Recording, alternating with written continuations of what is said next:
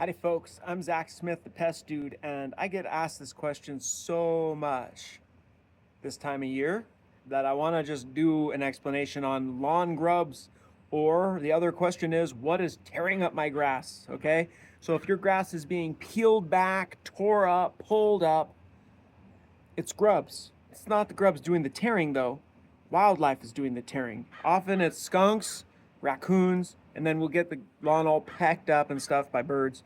There are various grubs. Okay, grub is an immature stage of an insect, usually beetles, sometimes moths. Okay, so you might have a teeny little caterpillar that's living down at the very base of your lawn, at the grass and the soil level, or beetle larvae, grubs, they'll be below the soil level, but not so deep. They're eating the roots and the base of the grass plants, so they're not that great for your lawn. The issue is, by the time you start to notice that you've got raccoons or whatever tearing up your grass, it's usually considered too late to treat for the grubs. But I have heard of people going way over the label rate with a liquid lawn chemical like something bifenthrin, something of a pyrethroid. Look, I'm not telling you to do this, but if you're going to go looking, find a pyrethroid that's labeled for grub treatment. Often it'll say white grubs or Japanese beetle larvae. Apply it according to the label.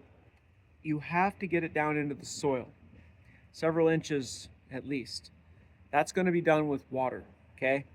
So if you put down a good amount according to the label, and then you add enough water that it saturates and moves down, and the grubs are there at the right stage, you will get some control, okay? Nobody wants to kill all the raccoons. I have been there. I have done that. If you say just kill the raccoons, I'm telling you, you won't want to do it. Because once you catch and kill 5, 6, 7, 8, 9, 10, 11, 12, 15, 20 raccoons, people lose their stomach for it. And if you don't kill them all, there's no point in having killed any. There's just going to be raccoons coming through and tearing up your lawn until the grubs are done. Grub season, as we see the grub damage, is like September to Christmas. Not particularly Christmas, but once the real freezing cold weather comes in. Solid winter weather. If you live in a place where the ground freezes, that'd be a pretty much dead end of the season.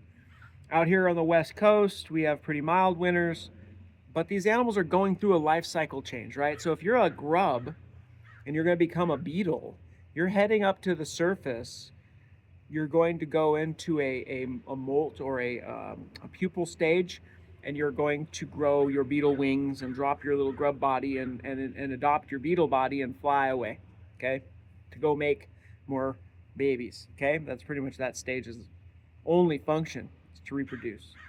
So what do you want me to do about it? You want me to give you some advice?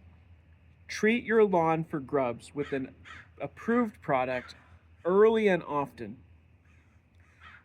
The bag will say hit it in late spring or whatever. It's all over the board. Your late spring and my late spring aren't the same.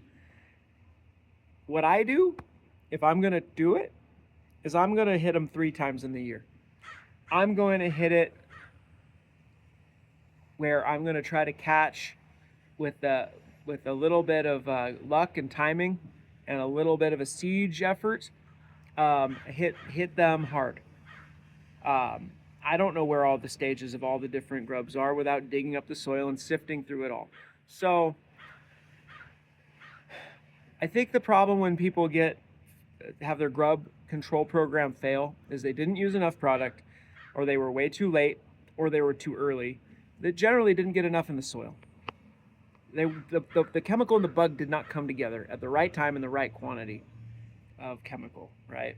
So apply it thoroughly and amply, and make sure you're up at the upper end of the label rate and you're really paying attention to the time of year and where your grubs are.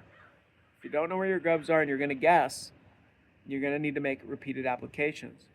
But once the raccoons are tearing up the yard, my thoughts are you either trap the raccoons, which I just told you is not any fun. It's really expensive and it's really time consuming, and there's a lot of downsides. I'm not condoning trapping raccoons for grub control. I don't think it's the right way to go. I can make a whole video on how to trap raccoons and do it right, but I don't want to get into it now. Okay? So you've got to understand that if the raccoons are tearing up the lawn now, that you could try to repel them. You could try to put out, I've heard of people getting low voltage shock wire, like the kind you would use to keep, around your horse pen, your livestock pens. You got to deal with children and dogs, pets, whatever, but people do this stuff. I hear about all this stuff, right? You could put electric wires around your lawn. I've done this, and it works pretty good. It looks funny. Get that orange snow fencing and roll it all across the lawn, or get the green plastic-coated chicken wire and roll it all across the lawn and pin it down with those 4-inch sod staples or the irrigation staples. They look like a big old 4-inch staple, and pin it down all over the place, and the raccoons won't be able to dig through it. It works. You can mow if you're careful, and you got to pin down tight. You can just mow your lawn as it grows up through it until the season's over. Your friends might think you're a little odd. So if you got a worry about what people think, and when they look at your lawn, that's a factor. But if you don't care and you don't want to use all this pesticide and you don't want to kill all the raccoons, you can just put down this mechanical control, which is just a big old fence that you lay flat on your lawn and the grass blades can grow through. All right?